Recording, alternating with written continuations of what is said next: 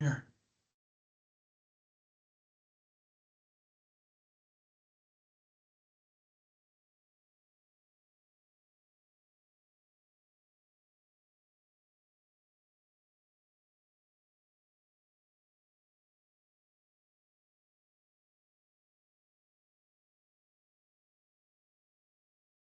Can you hear me, Christopher? Yep, I can hear you.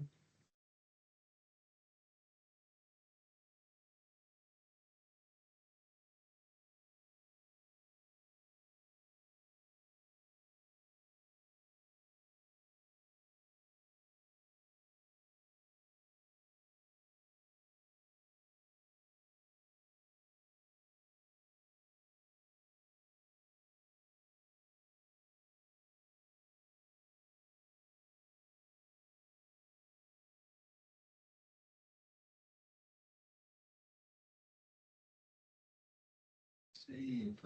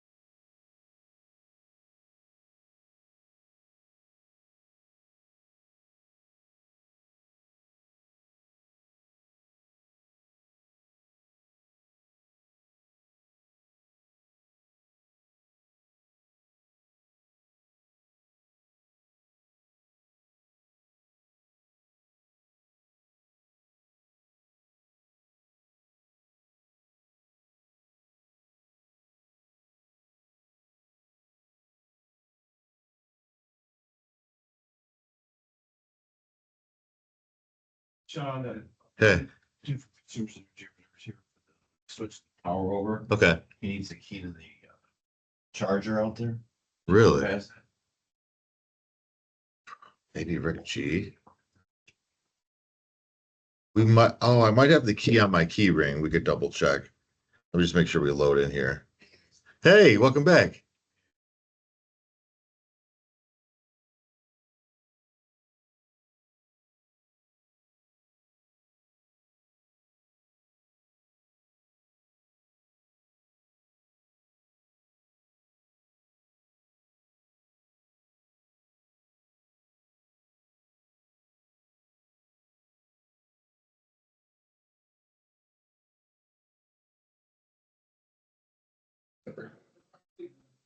Almost.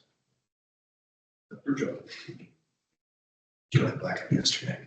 Yes. Yeah.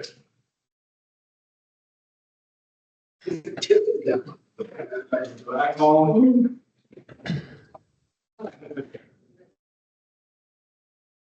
See that? I wouldn't see me.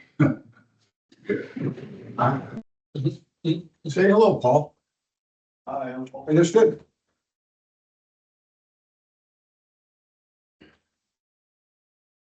I can't tell who that is. I wave back. Oh, Sean did. Thanks, Sean. This video looks crazy. Yeah, I know. He's got some. Oh, I don't know. That was like a still shot of him.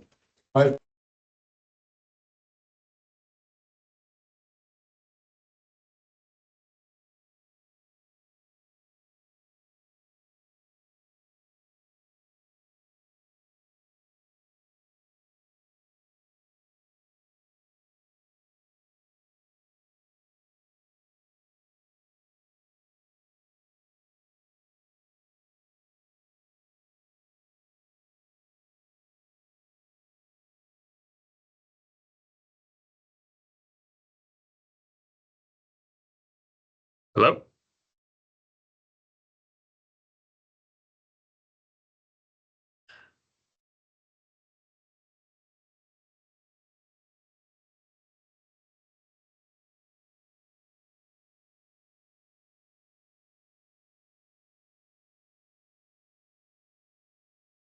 All right, I got 9 o'clock on the screen. Hopefully everyone can hear me. Looks like we got everyone here. Chevy's here, Cadillac's here, Pinckney. Looks like you guys made it, which is great. Let's get going for today. So, welcome to our salesperson go to market call for May 2026. As always, let's jump in, talk about April performance first, and then we'll get into a few topics today. We're going to add a new section on for the calls going forward that we're going to introduce in the coming slides. And then of course, we'll talk about a learning experience, and then we'll wrap the whole thing up from there. So without further ado, let's talk about what we saw in April. So I'll give a little recap, right? We had all 3 stores took home the Crown Award at some point this year. And this is going to be our first month to see who's going to be our repeat winner, since Cadillac, I believe you guys took it home the first month that we did this, then Chevy, and then Pinckney the last time. And we get to roll the dice now and see who gets to repeat for the first time. So let's take a look and see. Remember, this is going to be total sales department, new and used combined, gross profit, and we're taking that as a percentage of what the target achievement was for the month of April.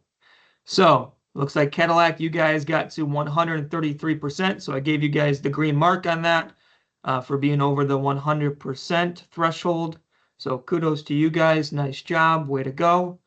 And an excellent month. 133% is one hell of an achievement.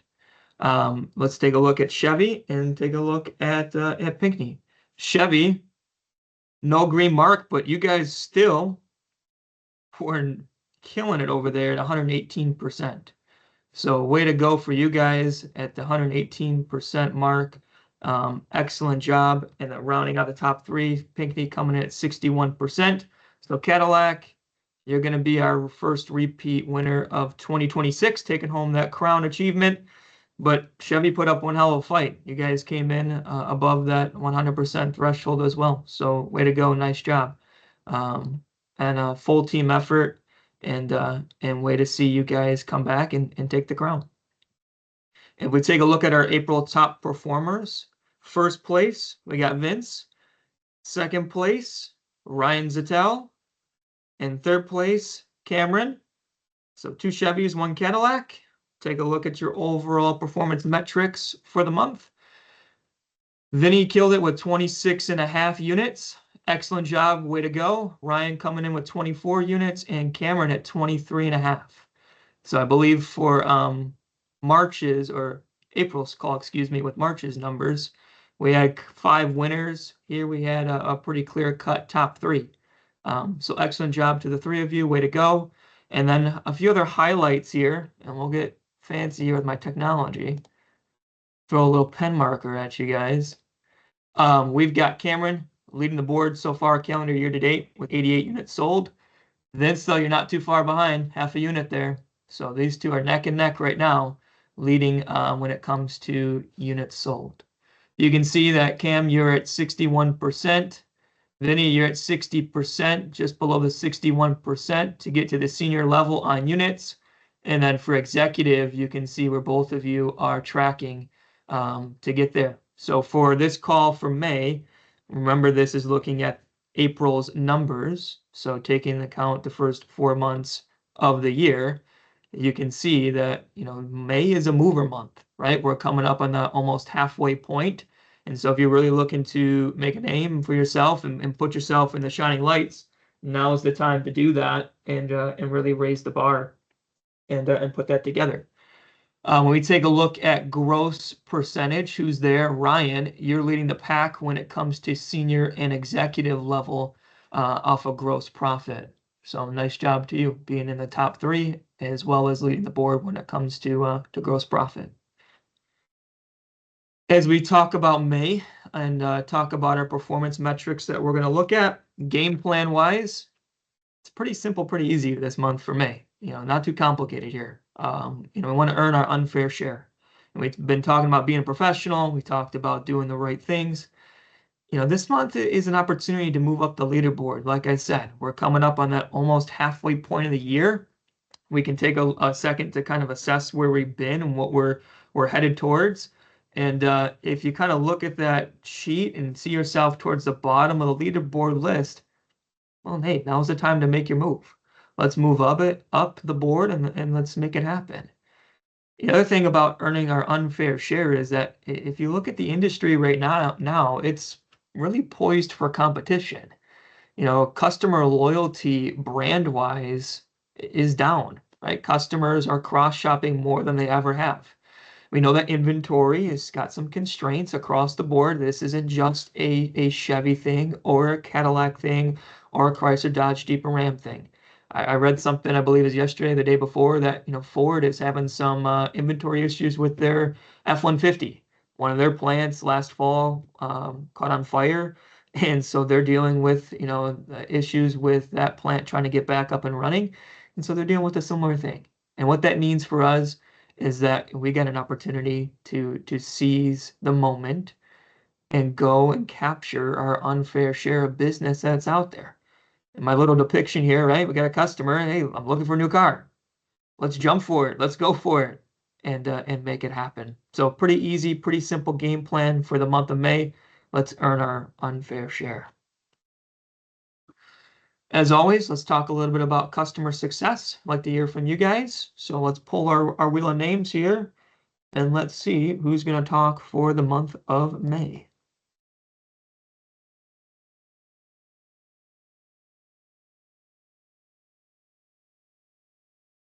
Of course, Mr. Lopez is not here. So we'll respin.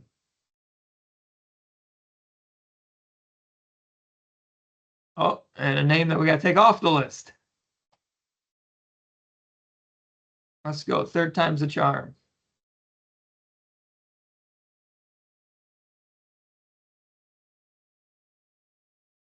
All right, Nat. If Nat's on the call, have her come towards the mic. If not, then I'll have to redraw. Out. Okay, let's go. Fourth time's a charm. God.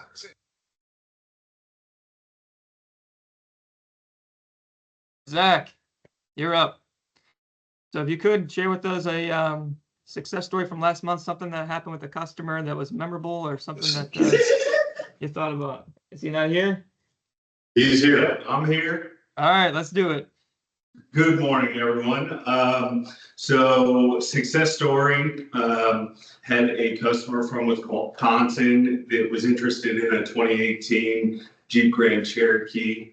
This thing was clean. It only had 8,000 miles on it. They were very needy as far as information, pictures, details, etc. Right? Not a problem. I went above and beyond on that one. We shipped it out there and they could not be happier with the vehicle itself. It drove nice. It was perfect on the inside. And they even sent me a little thank you card. So good job on us. Nice. You know, it's always nice to get appreciated for what we do, especially when we go to, lengths to either do a delivery or, we make sure the car is presented to them and things like that. Especially if we're going to talk about the cleanliness of the vehicle. It's always a good idea, guys, we don't do this alone. Let's shout out our detail departments, our porters, let's give them the pat in the back too when, we throw things at them left and right. And give them the recognition and that survey question that most customers are asked about the condition of their vehicle at delivery. That's tied to them. So let's always make sure we give them the kudos too. If we throw something at them and making sure that they get the recognition, like I said, for a job well done. So thank you, Zach, for sharing. All right. Now, let's talk about our next topic here. Okay, so this is the new section we're adding to these calls, is a compliance section. Okay, after some discussion, after talking through some things, this is always a topic that I feel we talk about, but I don't know if it really sinks in. So I'm hoping that when we talk about compliance for this month, that either you brought a pen with you, a notebook, or if you need to write a note on your phone, or whatever you need to do to store some of this information, because this is not something that needs to be, yeah, we talk about it, brush it off, and forget about it 2 seconds later. We need to remember this kind of stuff. So what we're going to talk about for the month of May are 24 red flags, aka warning signs, that to be honest, you and me, we agreed to be on guard for. When you get those Comply Auto classes that I'm sending to you, or you get those email notifications that you have a class to complete, it's not meant to be busy work and just, yep, we got to do it to get it done. Those compliance classes are industry standards, industry regulations, industry things that we as employees of the dealership, we need to abide by. To be frank with you, we've got multiple hands in the pot. We've talked about this in terms of regulation from federal government to state government to our lenders and what they govern, to what the dealership governs and audits. And we need to make sure that we're staying compliant on them. So these 24 red flags are presented from the FTC. In the PowerPoint I'm going to send out to you later today, if you were to double click on this document that's sitting in here, it's going to pull up all 24 of the different red flags. Now, do you have 100% authority or authorization over these red flags? No. At your desk, typically you don't deal with all these red flags at any given time, but on the slide that's going to follow, I pull out some specific ones that you do. And what I want you to be aware of is that when you do your Comply Auto class, this is a document that's going to pull up at the end of your class that you end up agreeing to, which is not sliding over. So let's see if we can get this to move over for us.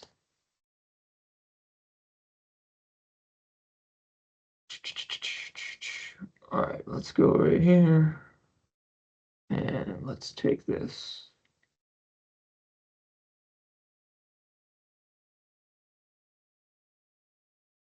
into here.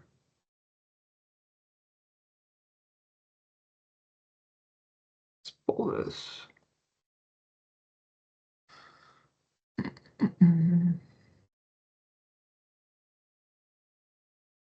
All right.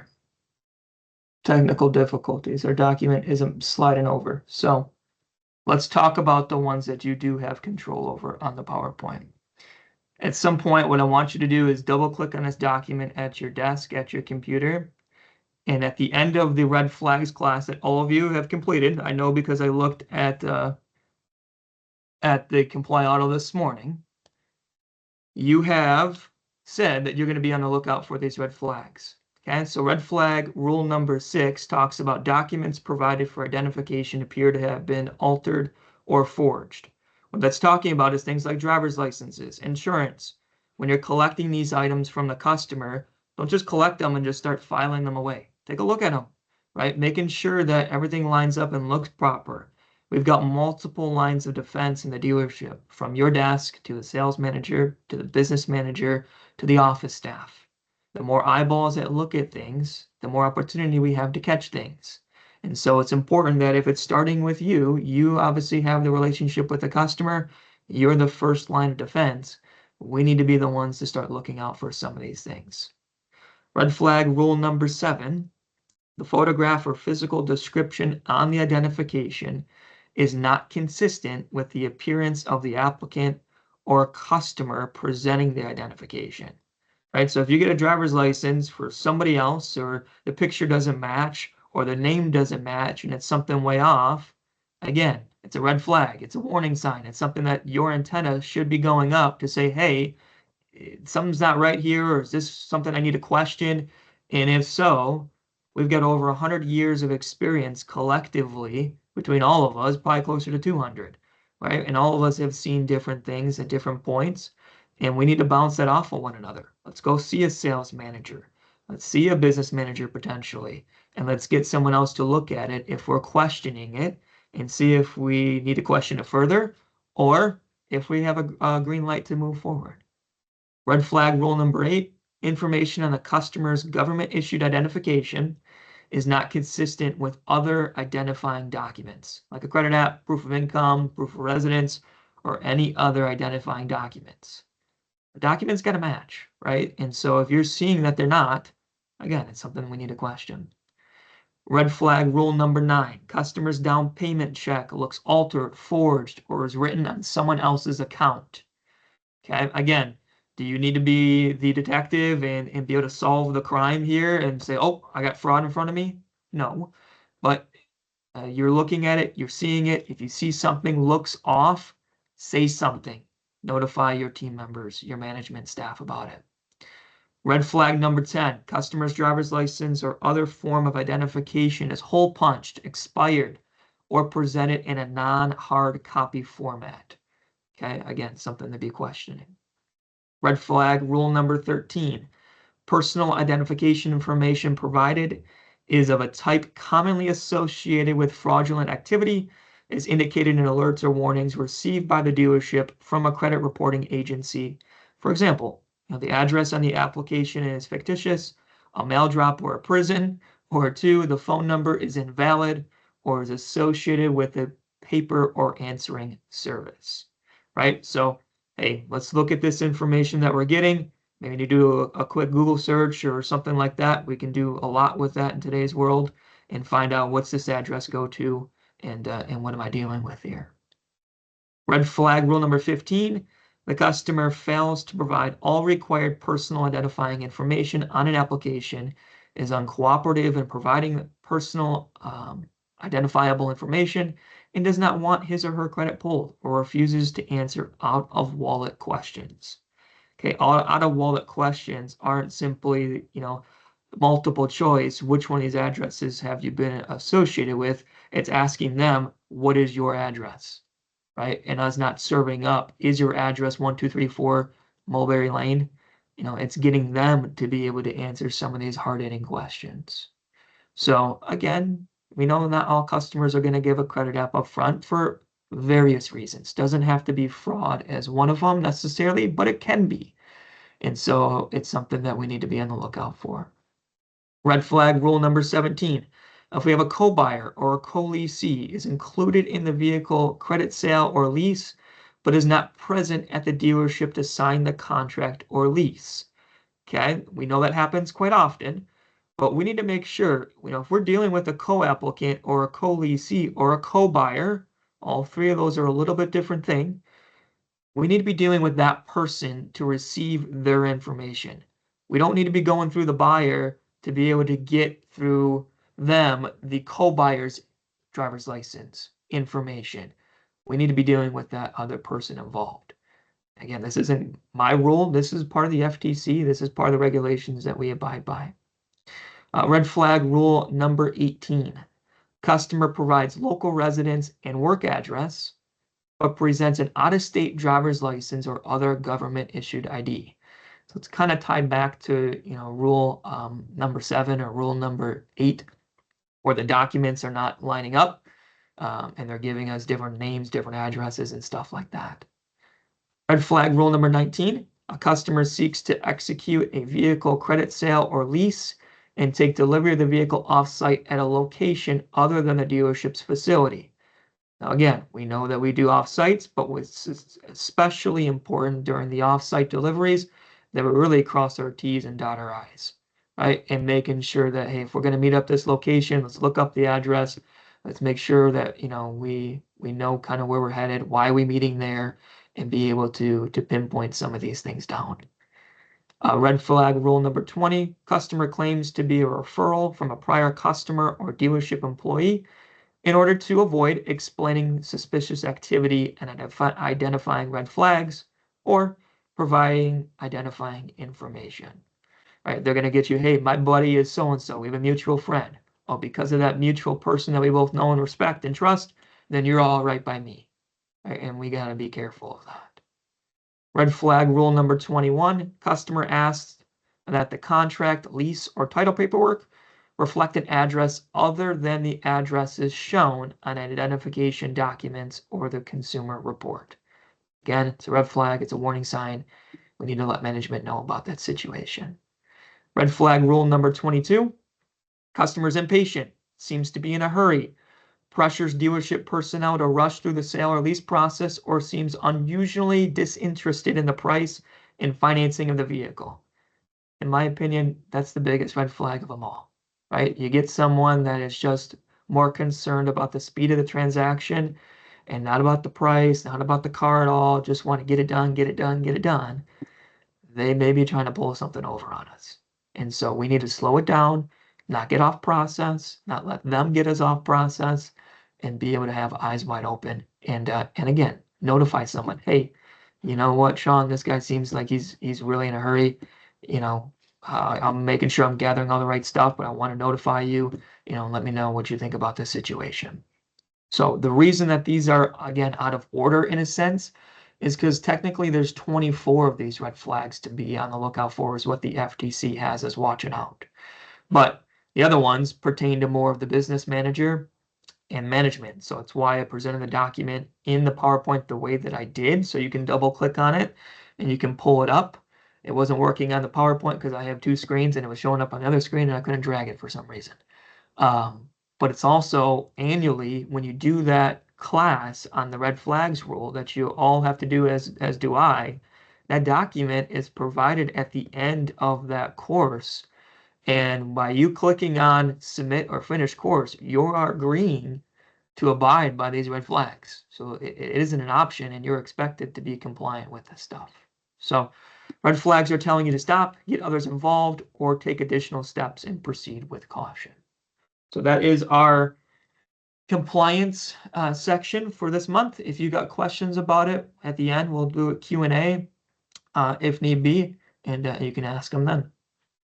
Okay, our learning activity that we're going to talk about for this month is going to be, first and foremost, our fun question of the day. So put your answers in the chat if you know or have an idea of what the answer is to this question. In what country did the first Starbucks open outside of North America? If you have an idea, I've got the chat pulled up, put it in there.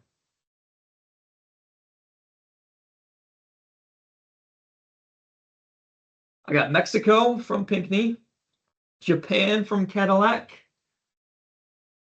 I see, and looks like we got China from Chevy. I can tell you one of you is right. So let's see which one of you is correct. Tokyo, Japan. Opened in August of 1996 was the first location for Starbucks outside of North America. Little fun fact for you. So Cadillac, nice job on that one. Learning activity we're talking about. We're going to be discussing the test drive in detail. We talked about the vehicle selection and presentation process prior. And so this is all kind of tied together in one step, right? You're selecting the car, you're going to present it, you're going to do your walk around, and then if the customer is happy with that car that you pulled up, well, next thing to do is go on a test drive. So the test drive is an opportunity to turn that experience into desire, right? If I'm going to drive this car, I'm hopefully going to get a sense of feelings and my emotions are going to be going through the roof that I got to have it. I want this car. This is the car for me. I like the way it drives. I like the way the steering wheel feels in my hand. And now we are really getting a sense of ownership and turning that into a want and a necessity that I have to have it type of thing. So some key topics for that, making sure that we use a what, when, and how method. We have elements of a successful test drive. Okay, and we'll talk about what that looks like. We'll talk about some test drive scenarios and why the test drive matters. And we're going to look at this article that I have next for you on what the test drive is all about. So here's an article on why not taking a test drive is a terrible idea. Okay, and this is from Motor Trend that actually put this out. But here's why that's a terrible idea. And this is put on from a reporter from Motor Trend. Okay, so, and the guy actually was a salesperson. I thought I was going to die, he says. I was working at a Volkswagen dealership when a German couple came in asking if they could drive a new GTI. I'll call them Mr. and Mrs. Schumacher. They were both in their 60s, very nice and very polite. Gave me no reason to think anything unusual was about to happen other than a normal test drive. When we got on the road, Mr. Schumacher asked if he could take the GTI out on a highway to see how it performed, which was a reasonable request. So we went out on the highway and started driving north, away from the city. There was little traffic, and he only took it up to about 70. So I wasn't concerned. But as we turned around and headed back towards the city, Mr. Schumacher asked me if V could go a little I don't know what that is, schneller, speaking in German. I understood and agreed. That was a mistake. In a few minutes, we were at 90, approaching a traffic light.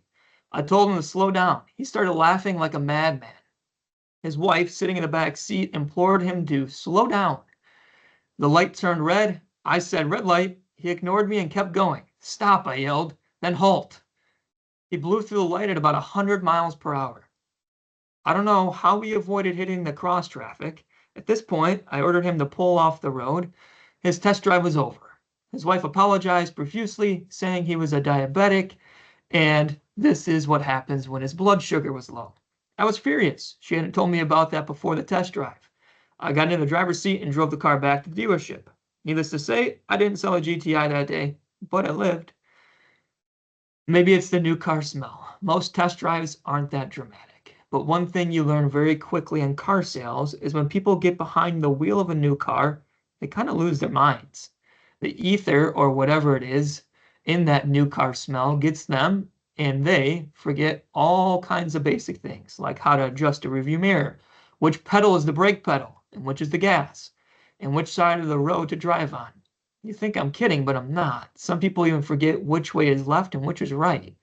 The other day, I was pulling out of the dealership with a young woman and asked her to take a right at the light. "A right?" she repeated. "Yes," I replied. She looked in her mirror, and made a hard left across 3 lanes of traffic. I didn't even have time to say, "Oh, fudge." I just braced for impact. Fortunately, there was none. People have been kidnapped on test drives, cars have been stolen, and sometimes salespeople get roped into performing stupid tasks, like stopping to pick up a customer's dry cleaning. Having read all this, you're probably thinking, I'm not sure I ever want to go on a test drive again. That would be a mistake. The test drive is one of the most important things you can do in choosing your next car, and avoidance of it could lead to an extremely costly mistake. If you try on shoes, try on your car. The most common reason people avoid going on test drives is because they're afraid they're going to fall in love with the car and buy it. But I've never met a person that dumb or one who has made a sale that easy. Buying a car is a little like shopping for shoes. You can't just assume that because you know your size, a new pair will fit perfectly. You have to try them on. The same is true of cars. In the early stages of car shopping, your only focus should be on finding the right car. Once you've found the right car that satisfies your particular needs, and believe me, everyone's needs are different, then and only then should you start talking price. Assuming you're in the right price range to begin with, your sales consultant can obviously help with that. I suggest a 3-stage process, right? Find a large empty parking lot at or near the dealership and acquaint yourself with the vehicle. Find out where the basic controls are, what to do, and how easy they are to reach and operate.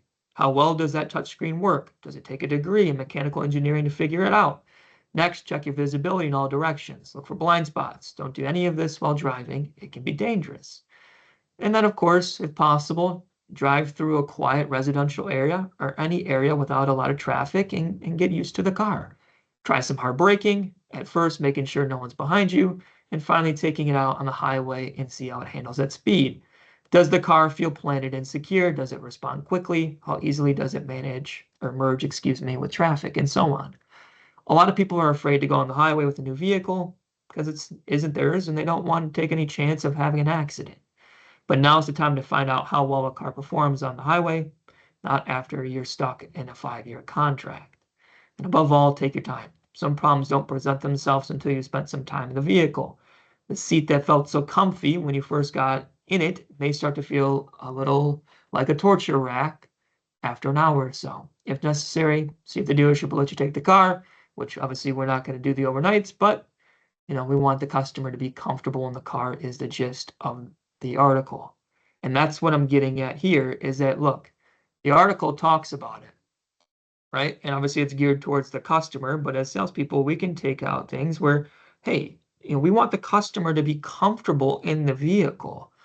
And the ways that we can do that and make them feel comfortable, because the article spells it out, that people, they may start to feel anxious when they start to drive one of our cars. And they may be on a higher sense of alert and they may forget some things like it says because it's not their car and they certainly don't want to damage it or cause any issues.